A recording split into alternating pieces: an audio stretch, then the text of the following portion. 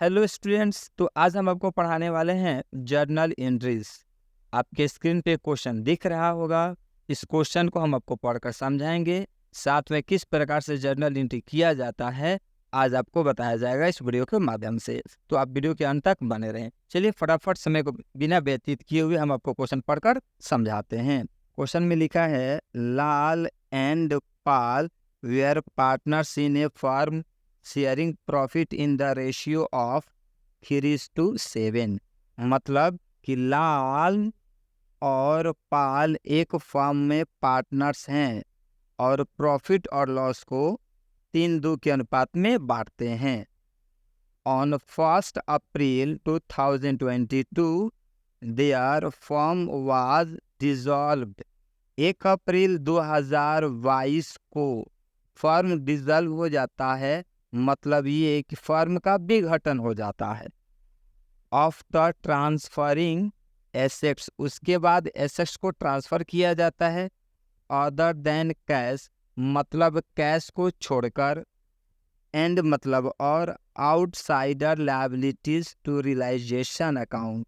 मतलब ये जब 1 अप्रैल 2022 को फर्म क्लोज होता है, यानी फर्म का विघटन होता है, तो फर्म के जितने भी सारे एसेट्स हैं कैश को छोड़कर उसको और लायबिलिटीज को ट्रांसफर किया जाता है। कहाँ पर ट्रांसफर किया जाता है? तो रियलाइजेशन अकाउंट में ट्रांसफर किया जाता है। You are given the following information. आपको निम्न सूचनाएं दी गई है और इस सूचना के माध्यम से आपको जर्नल एंट्रीज बनानी है। अब सूचना क्या है? सूचना ध्यान से पढ़ रहे हैं आप लोग, ध्यान से सुनिए। सूचना पहला क्या लिखा है? तो क्वेश्चन में लिखा है, एक creditors of ₹3,60,000 accepted machinery valued at ₹5 lakh and paid to the firm ₹1,40,000। मतलब ये कि एक फर्म, ध्यान से समझ लीजिए, हम आपको एक एग्जांपल के माध्यम से समझाते हैं। मान लीजिए ये एक फर्म है और इस फर्म को क्लोज किया जाता है, मतलब फर्म को बंद किया जाता है, विघटित किया जाता है। और इस फर्म के ऊपर, ध्यान से सुनिए, इस फर्म के ऊपर 3,60,000 रुपया का कर्जा है। बात समझ में आ रहा है ना? तो फर्म ने क्या किया? 3,60,000 रुपया नहीं चुका पाता है, तो फर्म ने क्या किया? एक मशीनरी की कीमत 5 लाख रुपए है जो उसको देकर इस कर्जे को चुका देता है। कितना पे करता है? 1,40,000 रुपया। तो ना ही ये 3,60,000 का एंट्री होगा और ना ही 5 लाख का एंट्री होगा। कितना पे किया गया है? तो पे 1,40,000 रुपया पे किया गया है। यहाँ तक तो बात आपको समझ में आ गया होगा कि ये 3,60,000 और 5 लाख का एंट्री नहीं होगा। अब आप समझते होंगे कि सर कि ये 3,60,000 और 5 लाख का एंट्री क्यों नहीं होगा? इसलिए नहीं होगा कि आप समझ लीजिए, कर्जा 3,50,000 था, तो कर्जा को पे करने के लिए 5 लाख रुपए का मशीन दे दिया गया, ये कर्जा पेमेंट हो गया। तो जब लायबिलिटी का भुगतान एसेट्स देकर किया जाता है तो इसका जर्नल एंट्री इसमें नहीं किया जाता। इतना याद रख लीजिए, जब लायबिलिटी का भुगतान किसी एसेट्स के माध्यम से रूप में हो, चाहे मशीनरी के रूप में हो, चाहे फर्नीचर के रूप में हो, या इक्विपमेंट के रूप में हो, तो इस स्थिति में इसका कोई जर्नल एंट्री नहीं की जाती है। हाँ, केवल कैश जब दिया जाएगा, कैश दिया जाएगा तो उसका पेमेंट होगा। क्लियर? तो ना ही हम इसका एंट्री करेंगे, ना ही इसका एंट्री करेंगे। इसका एंट्री होगा 1,40,000 का, जो फॉर्म द्वारा पे किया गया है। कितना? 1,40,000। क्लियर? अब इसका जर्नल एंट्री क्या होगा? तो आइए हम आपका इसका जर्नल एंट्री समझाते हैं। देखिए, ये जो जर्नल एंट्री आपको दिख रहा है, ये जर्नल एंट्री, इस जर्नल एंट्री पे लिखा हुआ है, entry for payment of liability, दायित्व को भुगतान के लिए लेके। मतलब ये रियलाइजेशन अकाउंट या to cash public bank account.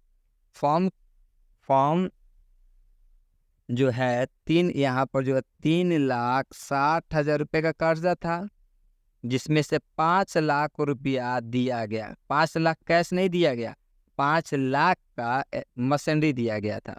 तो इसमें से 3,60,000 रुपया अगर हम घटाते हैं तो बचा कितना, 1,40,000।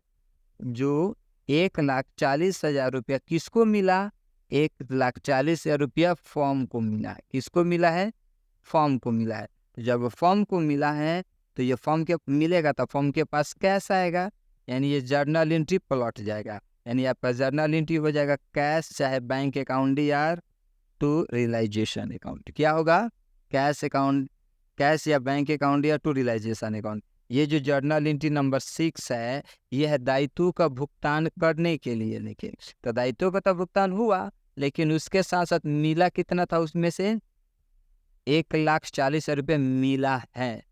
तो जब 1,40,000 रुपये मिला है तो आपके पास कैश आएगा, तो कैश अकाउंट या चाहे बैंक अकाउंट या टू रियलाइजेशन अकाउंट। यहाँ तक तो बात आपको समझ में आ ही गया होगा। आइए अब हम आपको जर्नल एंट्री दिखाते हैं। ये जर्नल एंट्री, जर्नल एंट्री आप क्या लिखोगे, यहाँ पे सीरियल नंबर, ये जो डेट लिखा गया है तो क्वेश्चन में डेट है नहीं, सीरियल नंबर है तो हम यहाँ पर लिख देते हैं सीरियल नंबर। क्लियर है, पहला जर्नल एंट्री यहाँ पे सीरियल नंबर हो जाएगा। फर्स्ट होगा बैंक अकाउंट यार, bank account DR to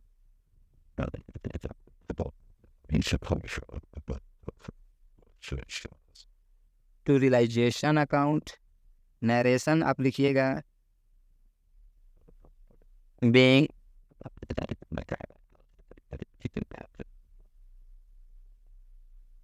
machinery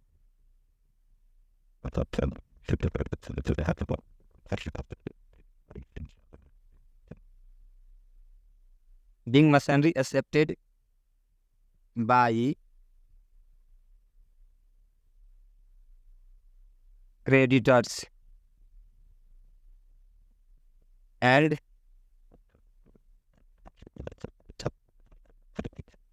and balance paid by him।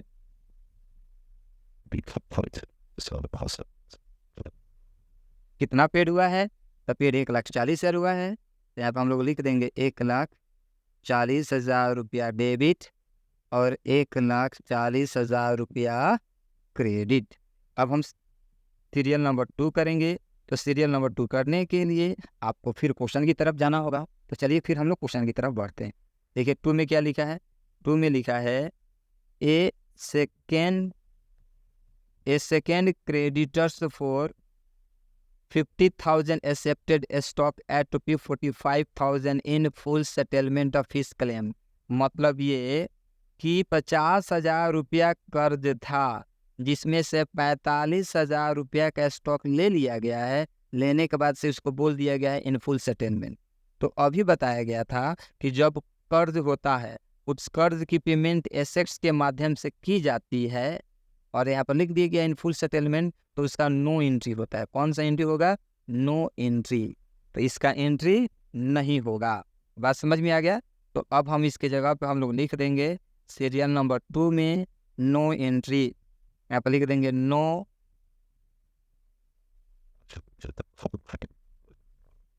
Entry, इसका एंट्री नहीं होगा।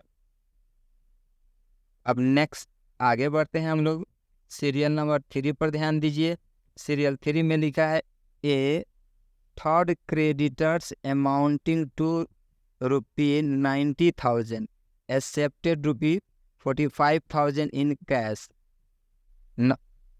एक तीसरा क्रेडिटर्स जो लेनदार थे उसका 90,000 रुपया बाकी था, जिसमें से कितना पेमेंट किया गया है, 45,000 कैश में। And investment worth ₹43,000 in full settlement of his claim. लेकिन उसमें से 90, फिर से बातों को समझ लीजिए, 90,000 रुपया कर्जा था, जिसमें से 45,000 रुपया कैश भी लेता है और 43 शेयर मतलब 43,000 का एक इन्वेस्टमेंट लेता है। तीसरा क्रेडिटर्स, तब जाकर बोलता है इन फुल सेटलमेंट। तो सिर्फ इसमें नकदी कितना पे किया गया है, तो नकदी पे किया गया है 45,000। तो सिर्फ 45,000 का एंट्री होगा, 43,000 का एंट्री नहीं होगा।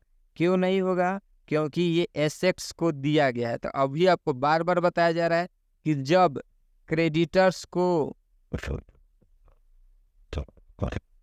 जब क्रेडिटर्स का पेमेंट एसेट्स के माध्यम से होता है तो उसका एंट्री नहीं होता है। याद रख लीजिएगा, उसका एंट्री नहीं होगा, मतलब नो एंट्री होगा। बात समझ में आ गया ना? इसका एंट्री नहीं होगा। जितना कैश दिया जाएगा उसी का एंट्री होगा। तो कैश कितना दिया गया? 45,000, तो 45,000 का एंट्री होगा। यहाँ तक तो बात आपको समझ में आ गया होगा।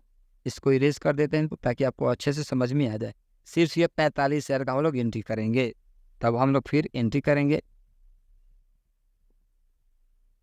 अब लायबिलिटी को पेमेंट किया गया है, बात समझ में आ रहा है ना? तो ये जर्नल एंट्री नंबर ये होगा। देखिए, लायबिलिटी पेमेंट हुआ है। जब लायबिलिटी पेमेंट हुआ है तो ये जर्नल एंट्री नंबर ये होगा। पहले इसको इरेज कर देते हैं ताकि आपको समझ में आ सके।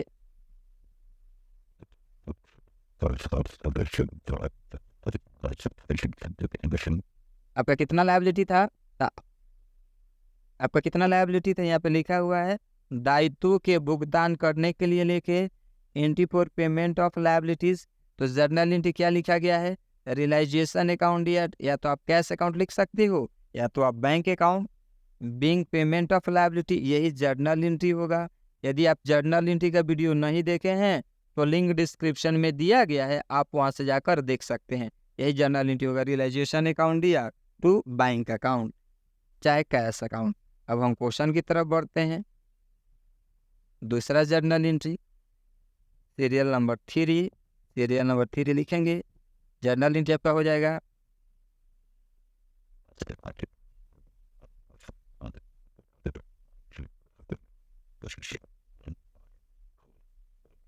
रियलाइजेशन अकाउंट डीआर, या तो आप कैश भी लिख सकते हो या तो बैंक।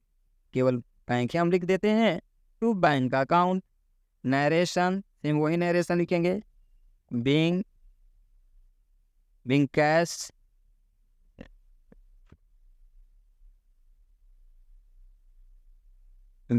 पेमेंट टू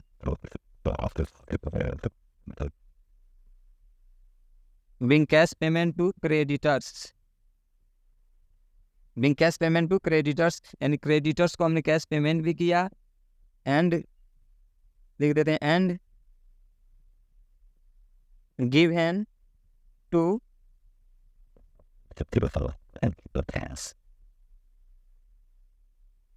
और उसको इन्वेस्टमेंट भी गिवन, और उस क्रेडिटर्स को हमने क्या किया? इन्वेस्टमेंट भी दिया। कितना कैश पेमेंट किए थे? तो 45,000। तो यहाँ पर हम दिखा देते हैं 45,000 रुपया डेबिट और 45,000 रुपया आपका क्रेडिट हो गया। ये भी आपको जर्नल एंट्री समझ में आ गया। लास्ट, अब हम आगे बढ़ते हैं, फिर जर्नल एंट्री की तरफ ध्यान देते हैं। देखिए जर्नल एंट्री क्या लिखा हुआ है। Last journal entry fourth number में लिखा है लॉस ऑन डिसोल्यूशन वाज ₹15,000। कितना लॉस हुआ है? 15,000। नीचे स्पष्ट यही बात लिखा है, pass necessary journal entry for the above transaction in the books of the firm assuming that payment were made by cheque, यानी सब चेक से पेमेंट हुआ है इसलिए हमें बैंक लिखना पड़ेगा। क्लियर? अब ये लॉस का जर्नल एंट्री है। लॉस कितना हुआ था? 15,000। 2 पार्टनर हैं, लाल और पाल। रेशियो कितना दिया है? 3:7। अब आपको क्या हुआ था? लॉस। तो लॉस के संबंध में जर्नल एंट्री पर ध्यान दीजिए। देख लीजिए जर्नल एंट्री था, स्पष्ट यहाँ पे लिखा है लॉस ऑन रियलाइजेशन। तो होगा पार्टनर्स कैपिटल अकाउंट या टू रियलाइजेशन। पार्टनर्स डूब है तो लिखेंगे हम लोग लाल्स कैपिटल अकाउंट या पाल्स कैपिटल अकाउंट या टू रियलाइजेशन अकाउंट, यही जर्नल एंट्री होगा। अब हम जर्नल एंट्री की तरफ बढ़ते हैं, यानी क्वेश्चन पे बढ़ते हैं। जैसे तो यहाँ पे जर्नल एंट्री नंबर आपका हो जाएगा 4। पार्टनर्स का नाम था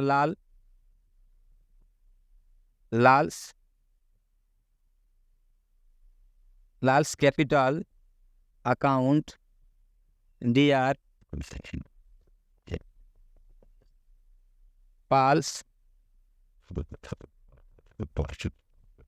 पाल्स capital account DR to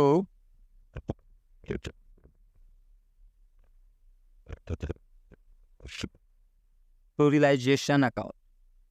narration हो जाएगा being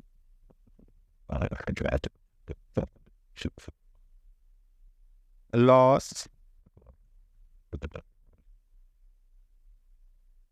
transferred to Lal